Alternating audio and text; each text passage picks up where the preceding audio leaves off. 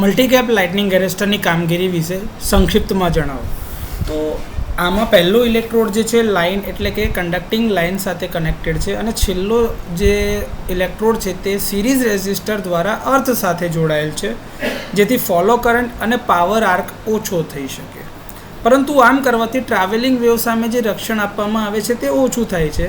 આને રોકવા માટે સિલિન્ડર નંબર 3 અને 5માં શન્ટ રેઝિસ્ટર જોડવામાં આવે છે, જે તમને અગાઉ આકૃતિમાં ઓલરેડી બતાવેલું છે.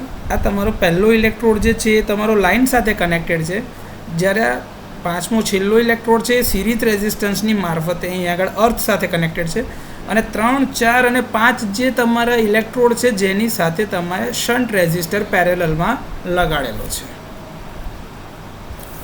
સામાન્ય નોર્મલ હેલ્ધી કન્ડિશનમાં સિલિન્ડર નંબર 3 શન્ટ રેઝિસ્ટર અને શ્રેણી રેઝિસ્ટર આર દ્વારા અર્થના પોટેન્શિયલ પર જ હોય છે.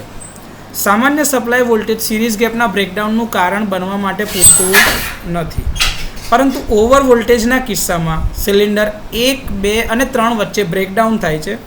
બ્રેકડાઉનના કારણે ઉત્પન્ન થતો પ્રવાહ શન્ટ રેઝિસ્ટરમાંથી જવાને બદલે સિલિન્ડર 3, 4, 5 દ્વારા સીધો માર્ગ પસંદ કરે છે. જો જે કરંટ અહીંયા આગળથી 3, 4 અને 5માંથી સીધો જાય છે, જે શન્ટ રેઝિસ્ટન્સમાંથી જતો નથી.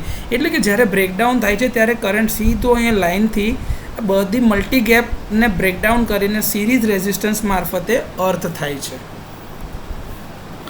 સિલિન્ડર 3, 4, 5માં જે આર્ક ઉત્પન્ન થાય છે ત્યાં આગળ સર્જ તમારો દબાય એટલે કે ક્વેન્ચ થાય છે આર્ક, અને ત્યાં ઓલવાઈ જાય છે અને શન્ટ અને શ્રેણી રેઝિસ્ટર દ્વારા આર્કની એનર્જીને મર્યાદિત કરવામાં આવે છે. આ કરંટ ગેપ 1 થી 3માં આર્ક જાળવવા માટે અપૂરતો છે અને સામાન્ય સ્થિતિમાં પુનઃસ્થાપિત થાય છે. તો આ રીતે મલ્ટીગેપ લાઇટનિંગ એરેસ્ટર તમારું સ્વિચિંગ સર્જ અને લાઇટનિંગ સર્જ સામે પ્રોટેક્શન આપે છે.